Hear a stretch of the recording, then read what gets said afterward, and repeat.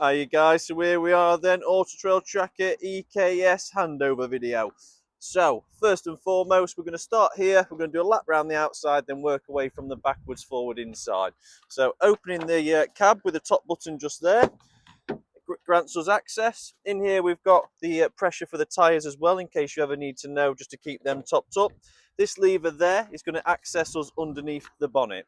So, when we get underneath the bonnet, we need to come under here, hopefully not often, but when we do go under, what you've got is, obviously we've done the cam belt, so just there is a reminder of the belt and the auxiliary belts was done, date and miles, just a reminder.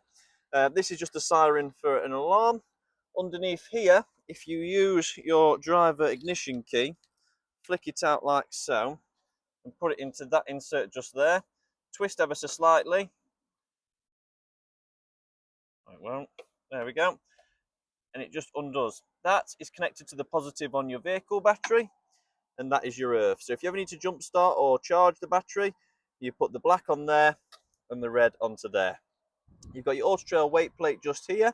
That's the air intake for the air conditioning and fan system. You've got your steering fluid, coolant fluid, brake fluid, and windscreen top-up fluid. To access the top of these, you undo these 3 pins here, and this plastic insert will lift out.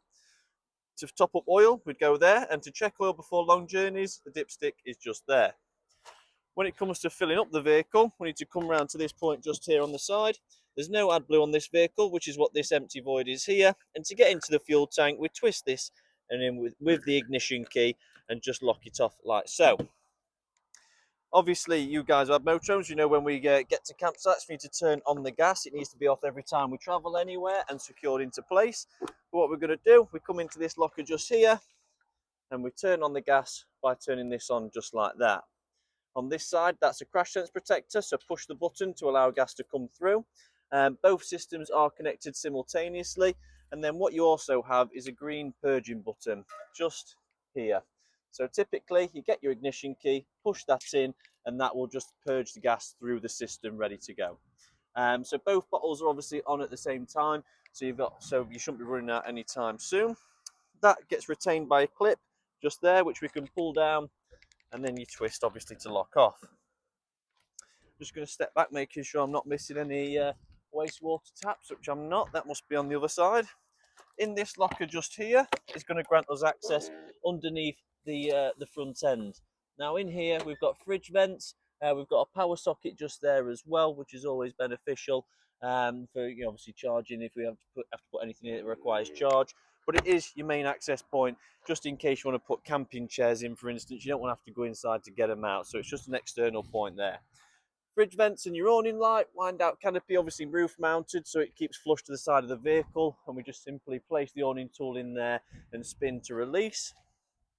At the back end, we've got the water fill up, so you'll notice this will spin continuously. If we get, which I believe to be this key just here, that's it, into there, we can now turn and release. Put a hose pipe in there to fill up your fresh water. To lock it off, turn it, and then lock the key afterwards, and now it will spin freely again. If you push your thumb in the square, you'll then open this up, which as you can see is your gas outlet point. So this is where we can plug into to feed from the gas on our gas bottles in order to have external barbecues and things like that. Down at the bottom, you've got the tow bar electrics there ready to go. Underneath here is your spare wheel, and just up there you have your reverse camera. Now I can move it ever so slightly in either directions to get the best picture on where I want it to be, and you can too. But we've set it up to where we think is the best picture, but you may want to play around with that yourself. Towards the back corner, I know we went in this when you was here, but I'm just going to go again. Is it this one? Yep. So the little square key for this back locker here. Undoing those, I can then get my fingers behind, pull this up, and underneath there we've got that deep storage box that goes through. And just down there is a set of wheel chocks and levelling chocks. Sorry for the cobwebs. Obviously, we're living next to a field constantly. You clean them when the spiders get in as soon as they possibly can. Whilst we're here, you've got your fresh water drain off, and just down there is your wastewater drain off. I'll show you the wastewater location in a second, because first and foremost, we've got the toilet and the SOG unit.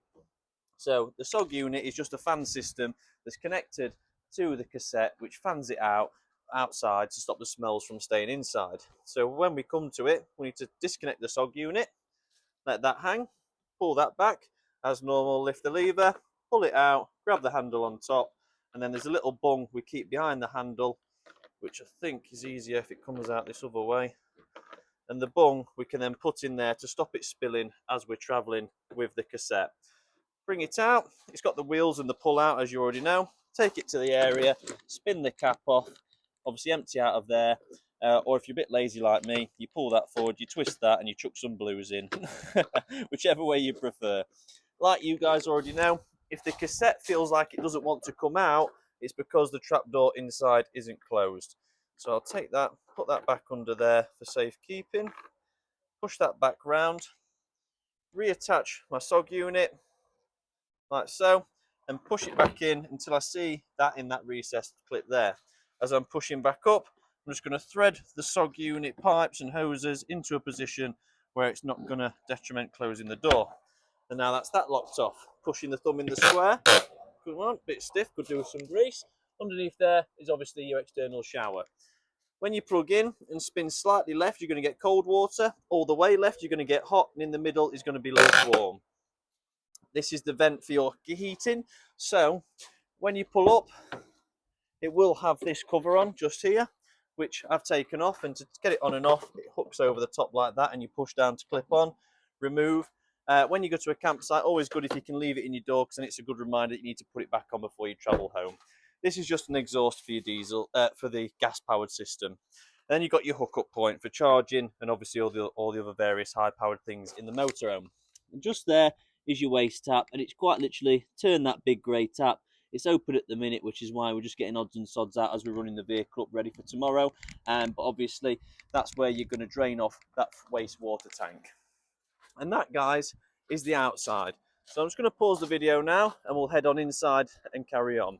Right, we're ready to carry on now. To gain entrance to the back door, we need to click the bottom button on the key, which is then going to drop the habitation step, and it's going to open up this rear door. Door bin obviously in the door, stepping in. We've got the electric step button just here, so if I click that, the step will retract in and back out again.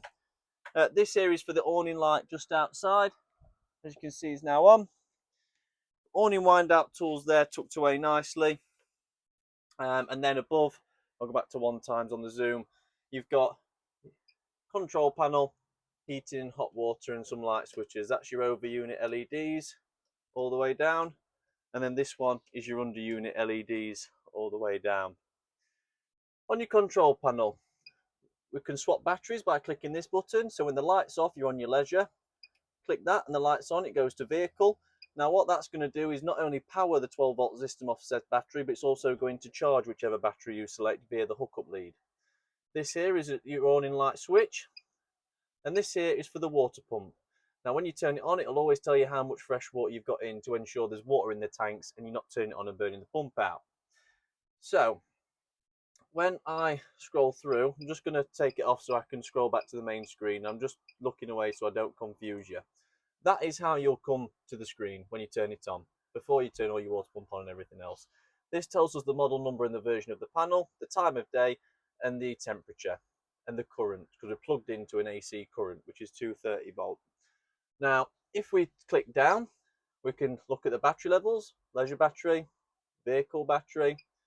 The water levels are next, fresh water, wastewater, battery current, solar current to the vehicle, external temperature, tank heaters on or off by clicking that button there. Set your clock, set an alarm to wake you up in the morning, alarm on or off, event timers, and then you're back to the beginning. So just a reminder, these cycle through the settings, these change the settings, that does your awning light, that changes your battery, that turns everything on and off, and that's your water pump. Over here, we've got the electric and gas operations. So this is your heating, and because it says 230V, we know 230 volts, so that's the electric heating, which if I click to 2, that's 2 kilowatt of power. This setting's off, that's half a kilowatt of power, and that's 1 kilowatt. Once we've chosen how much power we want to use on that system, we then need to select the temperature, which is 9, which is 30 degrees, and 1, which is 18. For the hot water, if you want the hot water on gas, then we come here. 70 degrees, off, or 50 degrees is your choice. And that's how you turn your hot water on gas. Because we've had the hot water on already running it up, no lights are going to come on. But what you will get, typically, I'll try on 70, is you'll often get an amber light down here. When the amber light's on, it's warming up. When the amber light goes out, then obviously it's already up to temperature. Obviously, you've got your door fly screen as well. Here, we've got a light switch for the LEDs under the front, just this one here. This will work when the vehicle's plugged in, and this is 12-volt power that runs off the battery and your aerial point. To the left, we've got another socket here that will work when the vehicle's plugged in. I do believe this is all just kitchen storage space. I don't believe there's actually anything in here handover-wise that I need to be showing you as such, other than your grill pan handle and some spare sink plugs. Deep drawer. Nothing in there to show. Obviously, the water pump's on. When you turn your boiler on, you need to then come to your taps, open your taps up with your water pump on, and when you've got a solid stream of flow of water, that's when the boiler's primed. To light the hobs, this is your electric hob, so we just turn and the red light comes on to indicate you've got power setting 1 all the way through to 6. And then this one here is my front left hob, so if I push that in along with this, we'll get that nice and lit. And then this one over here is your front right, so I'm just going to push it in ready. There we go, there's that front one. And then we've got the back right here, which, oh gosh, a bit of a stretch. There we go, they got them all going. So just like a traditional style hob that you'll have at home. For your grill, you want to use this one here. So if we push them in and light, I don't know if I can get down so I'll see that. There we go. So you're lighting the grill with that one just there. And to turn off, just return to the top.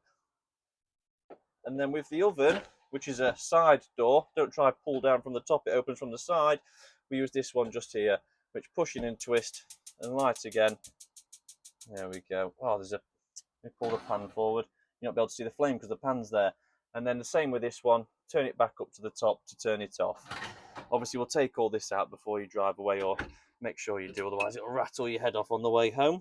Underneath here, you've got your Sureflow water pump, power socket that's connected to the oven, and 2 gas isolation taps, one for the oven and one for the external barbecue point.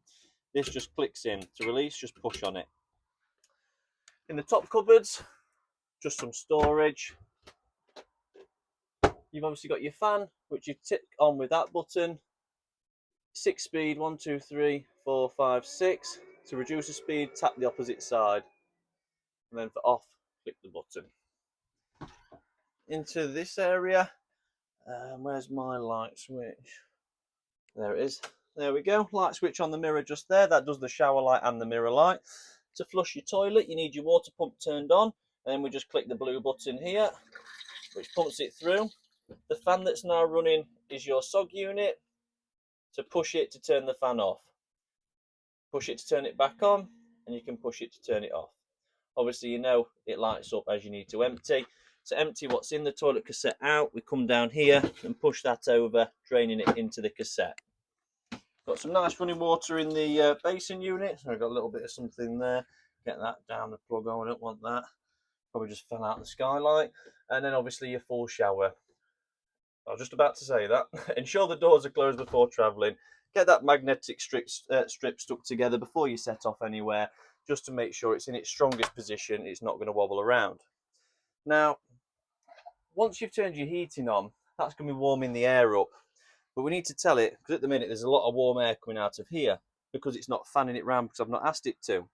So, if I put it on this setting just here, I can then adjust the fan speed up from 1 to 5, and that's an automated mode. And now I've got fans blowing hot air out of here. If I put it on that one, what that does is going to start allowing heat to come out of the front. Oh, sorry, automated mode and manual. I'm just getting mixed up with another model. So when it was on auto, it'll fan it out according to the temperature I've selected. And at 18 degrees, it's going to fan it really slow because it's already warmer than that in here. If I had it on 9, it'd fan it out faster because it wants to get it up to temperature. M is for manual mode. This is where I choose the fan speed. So 5 being the fastest, and it's really piling out of there now. If I grab something, you'll see. And now it's shooting off down there. But if I turn that to 1 and do the same with my bit of plastic, you'll notice now it's a much slower fan speed. That is off, and that is just for venting. So that's when you haven't got the heater on. So that's just going to vent cool air around. On this side is where we do the gas heating.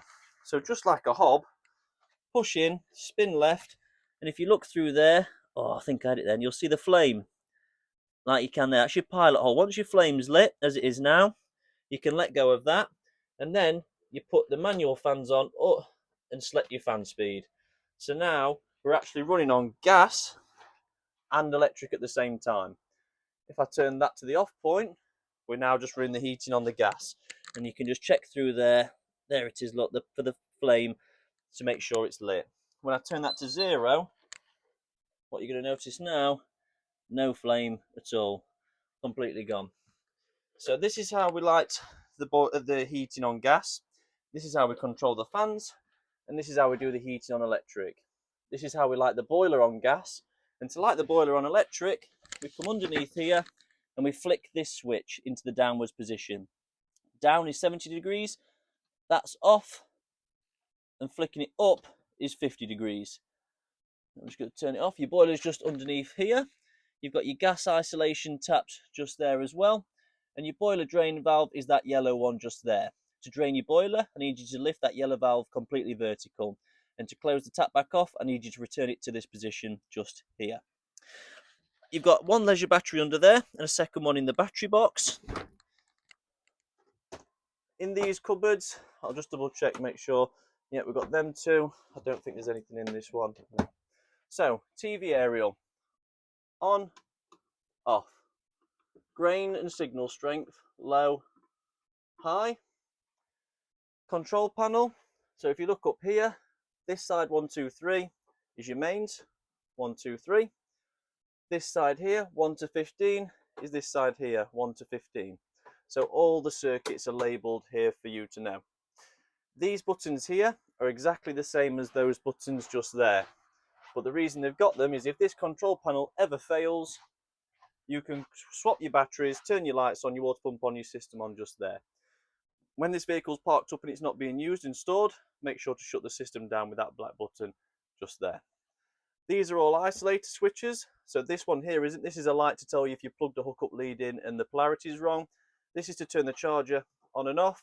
Space heater and water heater on electric, on and off. So they're all isolators. Then you've got some USB chargers there as well. So with regards to your telly, it is all tuned in. But obviously as long as that box is on up there, I just need you to hold down the AQT button, click OK, and it will start self-tuning. So if you cross a border from Derbyshire to Lincolnshire, Nottinghamshire to Yorkshire, you will need to retune that telly every time, but you won't need to go up and push your aerial up. You just need to retune and it will find the channels for you. Nothing in all these cupboards apart from your plug-in, which is for your microwave. Hold the eco button to turn the microwave on, click this to add 30 seconds every time. That's stop, click again to cancel, and then you've got your fridge below. Turn it on by holding the on button, and then it automatically goes to hookup. If I want it on gas, I just click gas and it will light itself. This light will flash red if it won't light on gas or if you have a fault. So if I put it on battery now, because the engine's not running, you'll see that's how it shows a fault. To change the temperature, we do that just there. The fridge is always locked because, as you can see, it's got that lever. As I push this button, it unlocks and locks the fridge. So right now, I can't pull that open. So if you're driving and you've got all your milk in the fridge, it's not going to simply swing open. Down the side, you've got some more storage just there. And on this side, you've got your pop-up table, which stows away there nicely. Underneath this bench just here, just grants us access to that same locker that's outside. And I think that's really it, guys. Obviously, TV, it's all powered on. You've got a switch on top there as well to turn it off and on. When you want to drop your TV down, you need to push that up. Quite difficult one-handed. There we go. push that up, spin it to lock it, and when you drop it down, you actually need to pull this pin out as well. So not just doing that, you will have to pull the pin out. And then I'll just go to the back, pull the pin, and drop it down. And that is about it, guys. A rundown of how everything works, where everything is, and that's it. But we look forward to having you here for your handover tomorrow on Saturday. It'll be myself doing the handover, and I look forward to seeing you again, guys. But take care and enjoy the motorhome.